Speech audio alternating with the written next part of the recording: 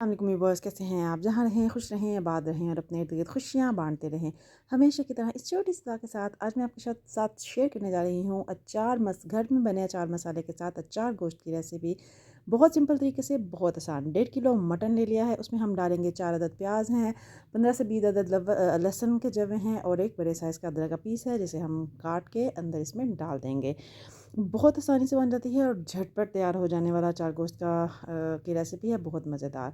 नमक हम इसमें डालेंगे हस्ब ज़ायक़ा। मैंने इसके अंदर डाला है 2 टीस्पून, इसमें तकरीबन 1 टेबल स्पून हो जाएगा भर के।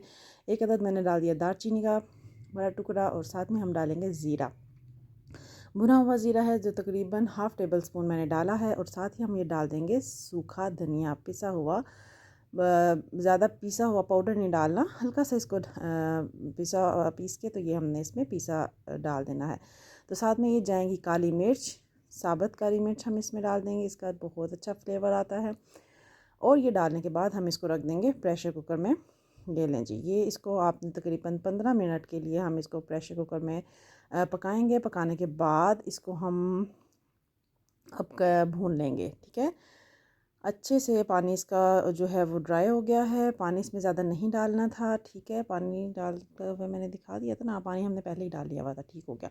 तो उसके बाद इसमें हम ऑयल डालेंगे, आधा कप के करीब तकरीबन ऑयल डाला है। ऑयल डालने के बाद उसको अच्छे से भून लेंगे। भूनने के बाद ये जो अचार मसाला है, घर का होममेड अचार मसाला है, आप मेरे अचार की रेसिपीज़ में ये अचार मसाले की जो रेसिपी है वो देख सकते हैं, ठीक है जी। ये अचार मसाला इसमें हम ऐड कर देंगे तकरीबन 2 टेबल स्पून भर के। इसके अंदर मैंने अचार मसाला डाला है। टमाटरों का इसमें ज़्यादा इस्तेमाल होगा। ये 4 से 5 अदद टमाटर हैं, उनको हम हरी मिर्चों के साथ ब्लेंड कर लेंगे।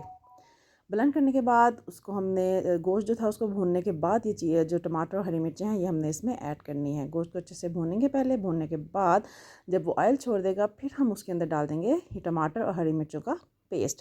ये डालने के बाद इसको फिर हम दरमियानी से हल्की मीडियम टू लो इस पे अच्छे से भूनेंगे। जब टमाटर और हरी मिर्चों का अच्छे से पेस्ट जो है वो ऑयल छोड़ देगा फिर हम इसमें डालेंगे दही को अच्छे से फेंट के। अगर इसको आप ज़्यादा इसकी ग्रेवी जैसे रखना चाहते हैं फिर आप दही का इस्तेमाल करेंगे, बट अगर आप शोरबा थोड़ा सा पसंद करते हैं तो इसमें आप थोड़े से पानी का इस्तेमाल कर सकते हैं। बट दही अगर हम ज़्यादा क्वांटिटी में कर लेते हैं तो उससे ज़्यादा अच्छा फ्लेवर हमारे जो मटन का है अचार गोश्त का ज़्यादा अच्छा बनता है। तो इट्स अप टू यू, जैसे आपको पसंद है उस तरह से आप बनाएं, एंजॉय करें, खुश रहें और खुशियाँ बांटते रहें। अपना बहुत ख्याल रखिएगा, ज़रूर ट्राई कीजिएगा। दही डालने के बाद उसको हम अच्छे से भूनेंगे और इसको कवर करके रख देंगे जब तक ये दही बिल्कुल उसके साथ मिक्स ना हो जाए और ऑयल मसाला जो है हमारा ऑयल ना छोड़ दे। तो ये हमारा मज़ेदार सा अचार गोश्त जो मसाला है ये रेडी होगा। एंड पे आपने हरी मिर्ची लेनी है, उनमें कट लगाना है, हरी मिर्ची और धनिया हम लास्ट में जब ऑयल छोड़ देगा तो ये आप लास्ट में उसको डाल के तो उसको दम दे दें। तो ये अचार गोश्त मसाला सिंपल तरीके से सिंपलेस्ट रेसिपी हमारी रेडी है। अपना बहुत ख्याल रखिएगा, दुआओं में याद रखिएगा। इंशाल्लाह नेक्स्ट सिंपल और मज़ेदार सी रेसिपी से आप फिर मिलूँगी, तब तक के लिए अल्लाह हाफिज़।